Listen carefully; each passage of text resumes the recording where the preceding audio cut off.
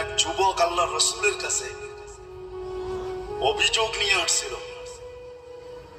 যে আমি 2 হাতে কামাই, আমার আব্বা আমাকে বলা ব্যতীত 2 হাতে খরচ করে, আপনি যদি বাবাকে একটু বলে দিতেন।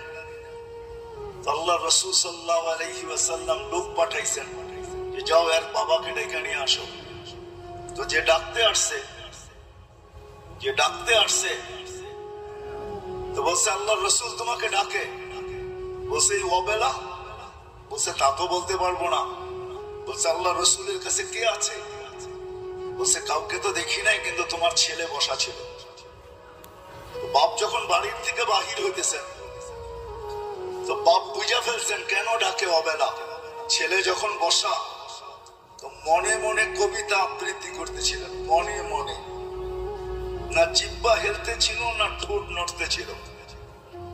তো জিবরিল আলাইহিস সালাম এসে বলে দিয়া গেছে যে আসতেছে, কিন্তু মনে মনে কবিতা পড়তে পড়তে। আল্লাহ বলছে সালাম দিবে, জবাব দিয়া কবিতা গুলা শুনা নিবে। তো বাবা যখন সালাম দিয়া ঢুকছেন তো আল্লাহ রসুল বলছে কবিতা শোনাও।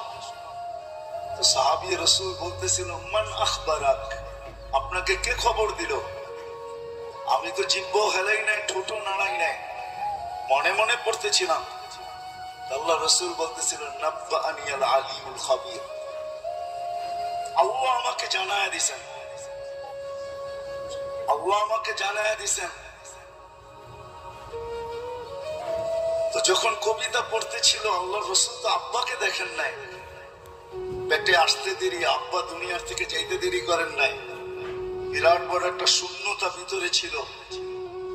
বাপ দেখাও তো একটা বিষয়, বাপকে দেখেন নাই বিদায় ভিতরে একটা শূন্যতা ছিল। তো বৃদ্ধ কবিতা পড়তেছিল আর আল্লাহ রসুল চোখের পানি ঝরাইতেছিলেন। কবিতা অনেক লম্বা, আমি 2-1টার তর্জমা শুনাই আপনাদেরকে।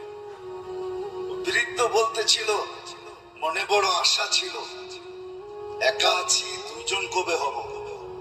হয়ে গেলাম 2 জন। তো 2 জনেরই আশা জাগলো যে আমাদের কুল ভরবে কবে।